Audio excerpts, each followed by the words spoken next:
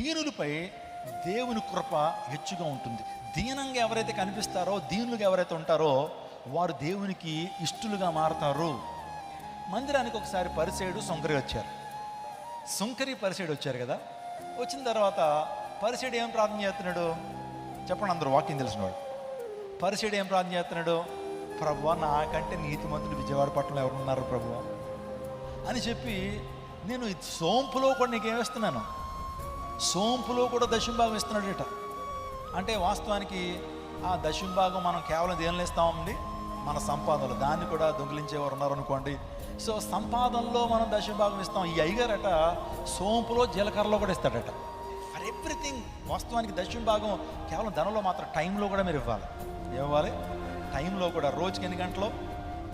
24 గంటలు. 24 గంటల్లో దశంభాగం ఎంత? 2 గంటల 40 నిమిషాలు ఇస్తున్నావా? మరి టైంలో దశంభాగం ఇస్తున్నావా?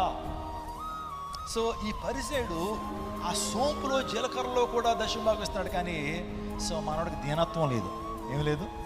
కానీ సుంకరి ఎలా వచ్చాడు? గుండెలు బాదుకుంటూ దీనత్వంతో వచ్చాడు. అయ్యా, నీ సన్నిధికి వచ్చేటువంటి అర్హత కూడా నాకు లేదయ్యా, నిన్ను అబ్బా తండ్రిని పిలిచేటువంటి ఆధిక్యత కూడా నాకు లేదయ్యా, ఘోర పాపినయ్యా అని ప్రభు సన్నిధికి వచ్చి గుండెలు బాదుకుంటూ వచ్చి ప్రభు సన్నిధిలో ప్రార్థన చేసినటువంటి వాడిని ఫ్లాట్ చేసేసాడు ప్రభువుని. ఎవరో పరిసేయుడు దేవుని ఇంప్రెస్ చేశాడా లేకపోతే సుంకరా? అంటే పరిసేయుడు ఏమీ లేదు, దీనత్వం లేదు, గర్వించే స్వభావం ఉంది, అతిశయించుకునే స్వభావం. నేనెవరిని, అసలు ఈ సుంకర్లు అంటున్నాడు అసలునే కాదన్నాడు పాపం.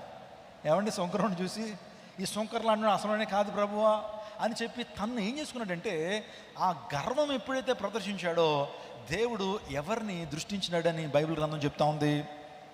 పాపి అయిన సుంకర్నే దేవాదేవుడు దృష్టించినట్లుగా, దీవించినట్లుగా, తన ప్రార్థనే దేవుని సన్నిధికి వెళ్ళినట్లుగా మనం చూస్తూ ఉంటాం.